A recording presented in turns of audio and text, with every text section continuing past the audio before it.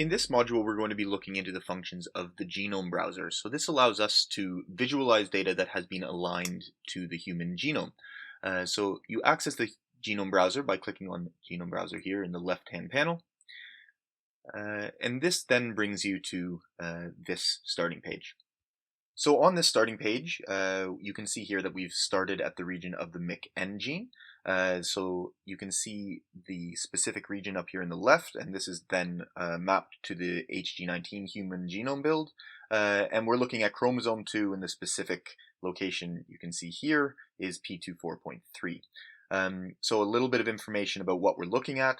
We are looking at the MYC-N gene, and you can then see other genes that are also located in the same region. You can also get such information as the directionality or strandedness of the genes we're looking at. So genes that are in green are then from 5' to 3', and genes that are then listed in red are from 3' to 5', so transcribed in the other direction. These larger blocks within the genes are then exons, whereas the introns are the lighter color, smaller bands between the exons. So as you can see here, you do have multiple representations of the same gene, for instance here with MYC-N, and these represent then the different refsex or different splice variants of the MYC-N gene located at this locus. And you'll notice here that under tracks, you have gene annotation and we have the refsex turned on. When you do have a track turned on, you'll notice that next to it you do have a little toolbox icon here that you can click on, and that gives you a drop-down menu of different options that you can use to change the visualization of the genome browser. So currently we have all of the refsex for each of the individual genes in this region turned on. However, you can merge by symbol, which then merges it down across the common regions of the different refsex. So we'll merge by symbol and click redraw.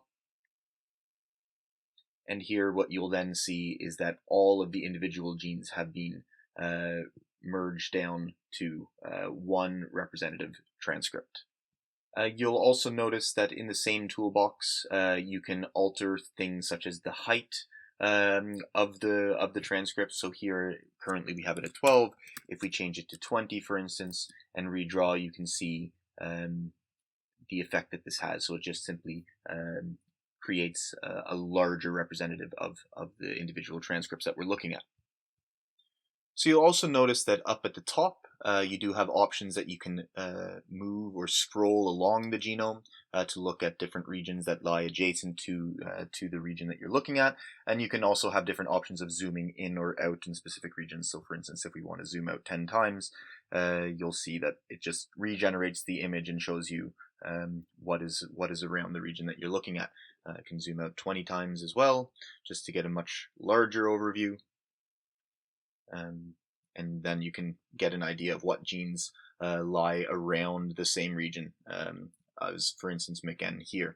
Another way that you can go about this is if you do have a specific gene of interest that you'd like to look at, for instance TERT, we can simply type the gene name up here, click go, and then select the transcript that we'd like to look at, and you are then brought to this region of the genome with all the specific settings that you've had in the previous panel still active. In addition to being able to use the zoom in and out functions, this is also an interactive graph, so you can zoom in to specific regions of interest simply by clicking on the graph and dragging across the region where you wish to zoom in, and then click redraw. If you zoom in even further, for instance zooming in on this small exon here in TERT, and redraw, you can then activate annotations that otherwise wouldn't be visible on a further zoomed out view. For example, you could activate the refsec coding sequence, and we can then turn this track on and redraw. And here what you'll see is that you get a representation of both the amino acids and the base pairs as they align to this region that you've zoomed in on.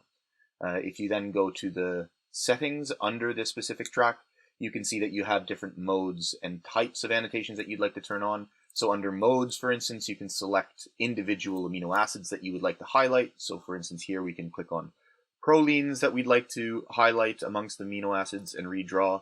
And here you can see that the prolines themselves are then highlighted.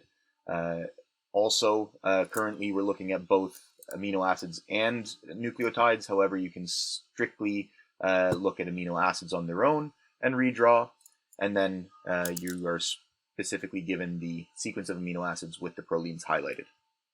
You can also zoom in even further and redraw, and then you can activate or turn on the track under genome annotation. For instance, if you want to look at the specific nucleotide sequence, turn it on and redraw, and here you'll see the specific bases as they align to your region of interest.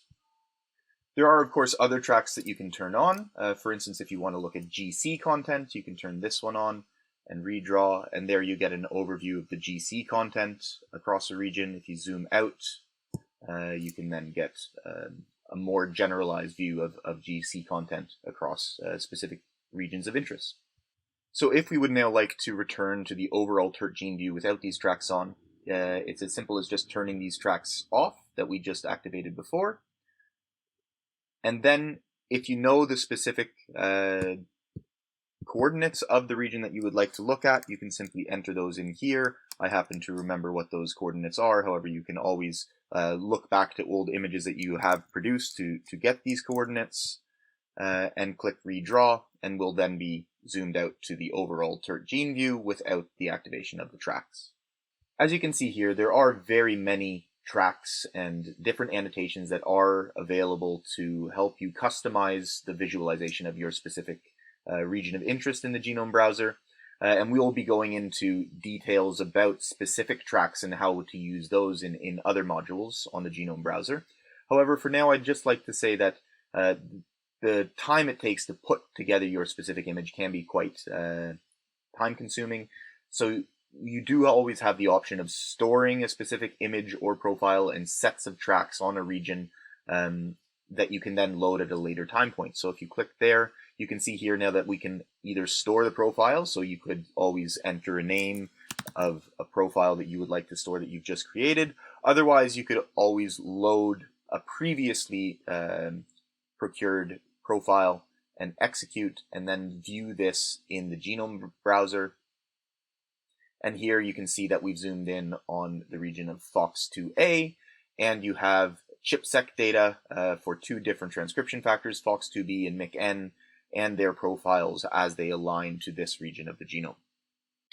Now this can come in handy, for instance, if you've submitted a figure like this for publication and review comments have come back and stated that they wish that the actual genes that are represented below the ChIP profiles were larger, so easier to see. So again, you can go back to gene annotation in the RefSec, and under the settings, you can alter the height of these genes. So we can make that 20 now and redraw. And here you can see that we've then adjusted the size of the genes according to reviewer requests. So these specific settings that you have stored and loaded again are stored across the entire genome browser view, which means that, say for instance, you had a request from a reviewer to show these similar profiles that you're looking at the region of FOX2A, however they want to see how they look at the region of FOX2B, you can then simply enter in FOX2B, and we can go to that region, and you will then see that the same tracks and visualizations that we've stored for the previous view are still active when scrolling along the genome. So as I've mentioned before, there are a large number of tracks that are available, and if you are interested in what some of these tracks are and how to use them, please watch some of the more track-dedicated videos for the genome browser.